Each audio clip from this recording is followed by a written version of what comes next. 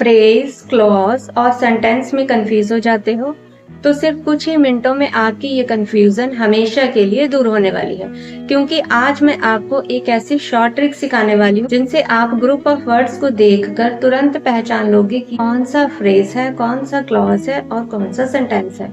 तो वेलकम आप सभी का। मैं रुपिंदर कौर हाजिर हूँ अपनी बातें लेकर। आज हम बात करने वाले हैं इस टॉपिक पर,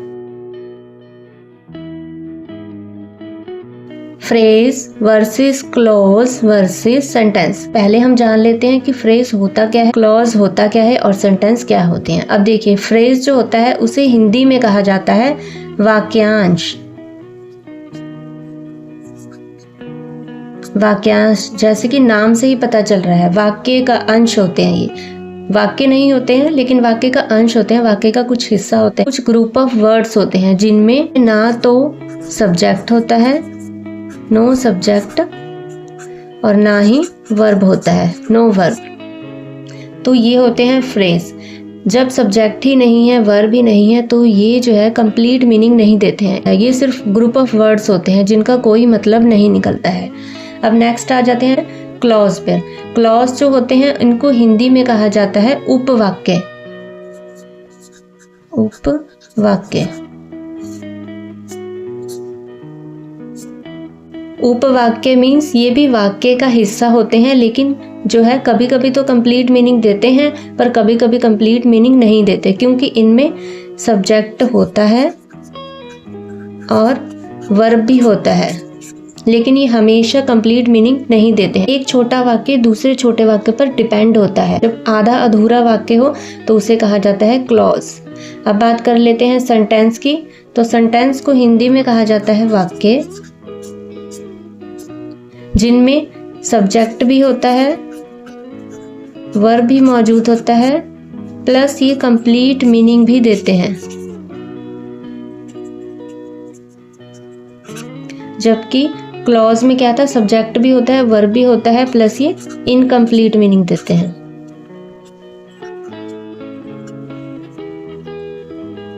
तो चलिए अब एग्जाम्पल्स देख लेते हैं। अंडर द टेबल, मेज के नीचे। अब हमें ये आइडेंटिफाई करना है कि ये फ्रेज है, क्लॉज है या फिर सेंटेंस है। अब देखिए यहाँ पर ये ग्रुप ऑफ वर्ड्स तो हैं, लेकिन इनमें ना सब्जेक्ट है और ना ही सब्जेक्ट से रिलेटेड कोई वर्ब दिखाई दे रहा है, तो इसलिए ये क्या होगा, फ्रेज। ना तो ये क्लॉज है ना ये सेंटेंस है। नेक्स्ट है बिकॉज आई वॉज टायर्ड, क्योंकि मैं थका हुआ था। अब देखिए यहाँ पर क्योंकि मैं थका हुआ था। अब आप देख रहे हैं यहाँ पर सब्जेक्ट तो है आई, वर्ब भी दिख रहा है यहाँ, टायर का टायर्ड हो गया, जो कि वर्ब के अंदर कोई ना कोई टेंस अप्लाई होगा ना, कभी आईएनजी होगा, कभी पास्ट टेंस होगा, कभी प्रेजेंट होगा, कभी कंटिन्यूस होगा। तो इससे पहचान जाएंगे कि ये वर्ब है, यहाँ पर यूज हो रहा है।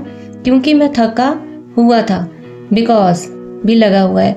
ऐसा लग रहा है कि अधूरा सा वाक्य, एक वाक्य का कुछ हिस्सा है, यानी कि उपवाक्य है। ये क्लॉज है, क्लॉज पे हम टिक कर देंगे। ना तो ये फ्रेज है, सिर्फ ग्रुप ऑफ वर्ड्स नहीं है, ये क्लॉज है, क्योंकि इसका कुछ तो मीनिंग निकल रहा है लेकिन कंप्लीट मीनिंग नहीं निकल रहा है। कंप्लीट मीनिंग निकलता तो वो सेंटेंस होता, लेकिन अभी ये सेंटेंस नहीं है। शी इज सिंगिंग, वह गा रही है।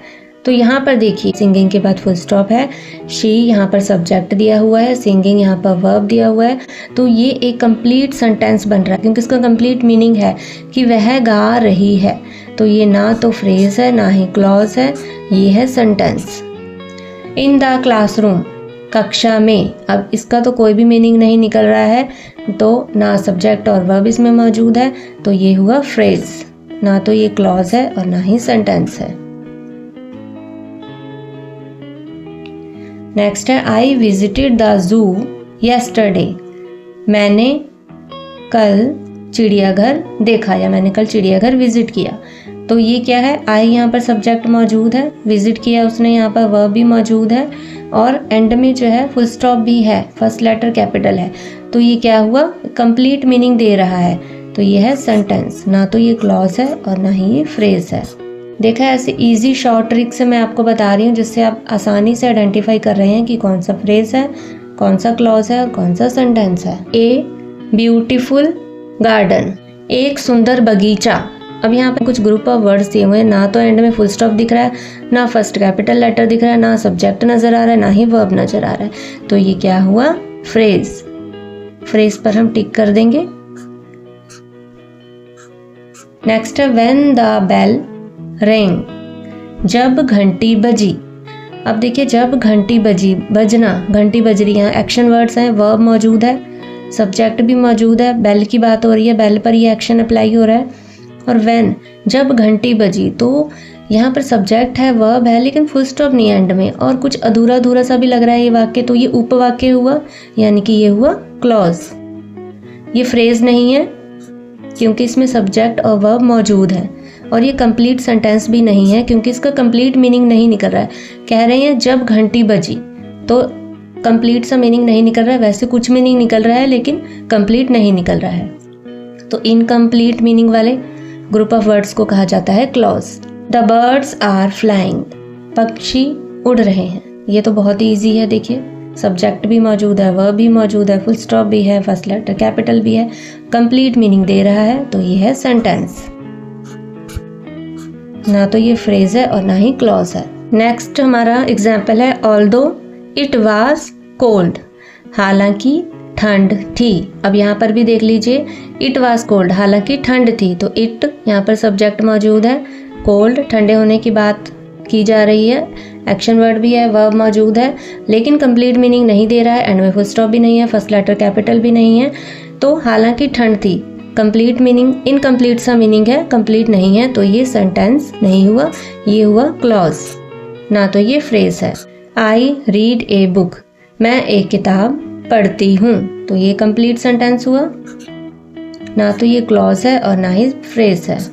विद माई फ्रेंड्स, अपने दोस्तों के साथ, तो ये क्या हुआ? फ्रेज, क्योंकि सिर्फ ग्रुप ऑफ वर्ड्स है, ना सब्जेक्ट है और ना ही वर्ब इसमें मौजूद है, ना तो ये क्लॉज है और ना ही सेंटेंस है।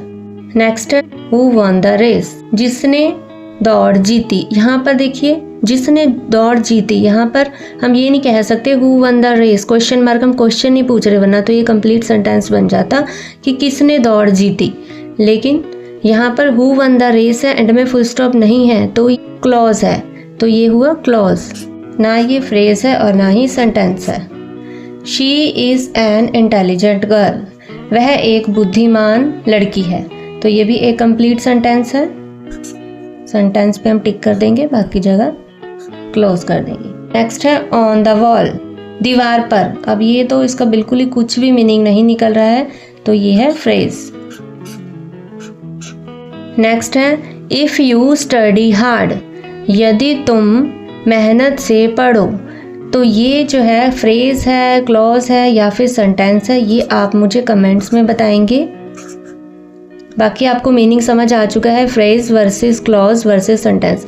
इतनी आसान शॉर्ट ट्रिक से आपको कोई नहीं बताने वाला है, तीनों का मीनिंग क्या है, तीनों में डिफरेंस क्या है, और आसानी से हम आइडेंटिफाई कर सकते हैं। तो आप भी मुझे ये वाला क्वेश्चन कमेंट्स में ज़रूर बताना, तो क्या ये ग्रुप ऑफ वर्ड्स फ्रेज हैं, क्लॉज हैं या फिर सेंटेंस है। उम्मीद है अब आप इन तीनों के बीच का डिफरेंस अच्छे से समझ गए होंगे। अगर आपको आज वाला ये टॉपिक क्लियर हुआ है तो एक लाइक, शेयर और कमेंट जरूर करें। आपका एक लाइक और कमेंट मुझे बहुत ज़्यादा मोटिवेट करता है, और ऐसे ही लॉन्ग वीडियोस बनाने के लिए मैं मोटिवेट होती रहती हूँ। और हाँ, ऐसे ही इजी ग्रामर वीडियोस के लिए चैनल को सब्सक्राइब भी जरूर से करिएगा। उम्मीद है आज की इस वीडियो से आपको मदद मिलेगी। Thank you.